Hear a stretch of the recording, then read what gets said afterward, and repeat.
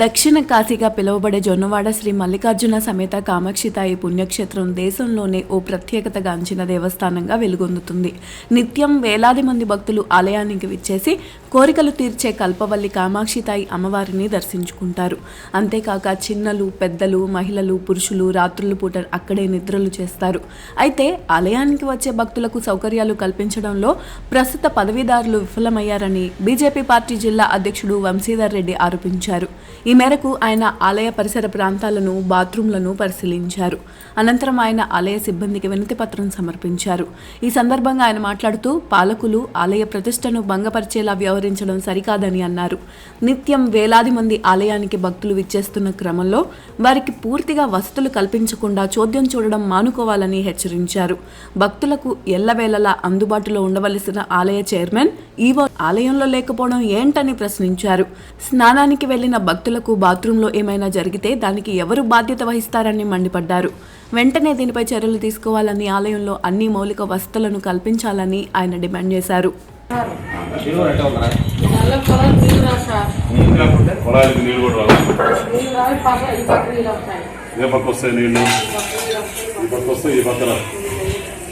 ఇప్పుడు ఆదివారం పూట వచ్చిన భక్తులు వచ్చినప్పుడు ఇబ్బంది లేదా ఇక్కడ?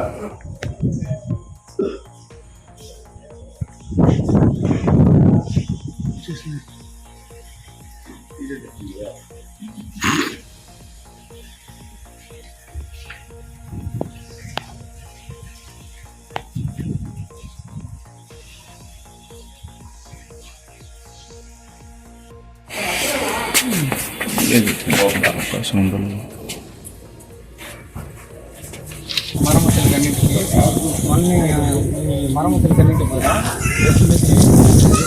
ఈ మరమ్మతులకి చేయడానికి మొన్న మిగతా మరమ్మతులకు సంబంధించి అన్ని ఎస్టిమేట్ నేను ఇవాళ రేపు 2 రోజులు నాటి ఉంటాను.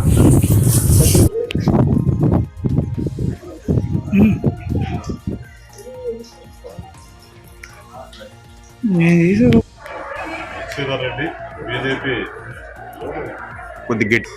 వంశీధర్ రెడ్డి బీజేపీ జిల్లా అధ్యక్షులు. ఏదైతే గత కొన్ని రోజులుగా ఏంటంటే జొన్నవాడ దేవస్థానానికి వస్తున్నటువంటి భక్తులు కొంతమంది మా వద్దకు వచ్చి ఉత్తరం ద్వారా తెలియజేయడం జరిగింది. ఈ ప్రాంతంలో ఏదైతే గుడి ఆవరణలో ఉన్నటువంటి మురికిదొడ్లన్నీ కూడా శుభ్రంగా లేవు. అదేవిధంగా మురికిదొడ్లు నీళ్లు రాని పరిస్థితి ఉన్నప్పుడు కూడా వాటిని కూడా పట్టించుకునే పరిస్థితి లేదు. అదంతా కూడా అస్తవ్యస్తంగా ఉందని చెప్పి నాకు ఒక ఉత్తరం రాయడం జరిగింది. వాళ్ళ సూచన మేరకు ఈరోజు మేము మండల ఏదైతే బుచ్చిరెడ్డిపాలెం రూరల్ మండల అధ్యక్షుడు, అదేవిధంగా వినయ నారాయణ, ఎంపీటీసీ అందరితో కూడా కలిసి, ఆ గ్రామ మండల కమిటీ అందరితో కూడా కలిసి ఈరోజు జొన్నవాడ దేవస్థానాన్ని సందర్శించడం జరిగింది. సందర్శించినప్పుడు మేము కూడా చూడడం జరిగింది. విలేకరులు మేము అందరం కూడా చూసినప్పుడు ఏంటంటే ప్రతి దానికి కూడా డోర్ సరిగా లేకుండా, డోర్ అంతా కూడా పగిలిపోయి డోర్ తీసి పక్కన పెట్టేసిన పరిస్థితి. అదేవిధంగా ఏదైతే లెటర్ ఉందో దాన్ని శుభ్రంగా క్లీన్ చేయకుండా మురికి ఎప్పటి నుంచో ఉన్నటువంటి మురికి అంతా కూడా పేరుకుని పోయి గలీజ్గా ఉండడం, అక్కడ పోయి మనం నిలబడాలన్నా కూడా నిలబడలేని పరిస్థితిలో ఆ వాతావరణం ఉంది. దాని అంతా కూడా పరిశీలించడం జరిగింది. పరిశీలించిన దాని తర్వాత ఏంటంటే వచ్చి ఈఓ గారితో మాట్లాడడానికి కార్యాలయం రాగా ఆయన ఏదో కొంత పని ఉందని చెప్పి నెల్లూరులో ఉన్నాను, నేను మా కింద ఆఫీసులో ఉన్న వాళ్ళని కూడా కలవమని చెప్పడం జరిగింది. దానికి మేము ఒక అర్జీ రూపంలో కూడా వాళ్ళకు కూడా తెలియజేయడం జరిగింది.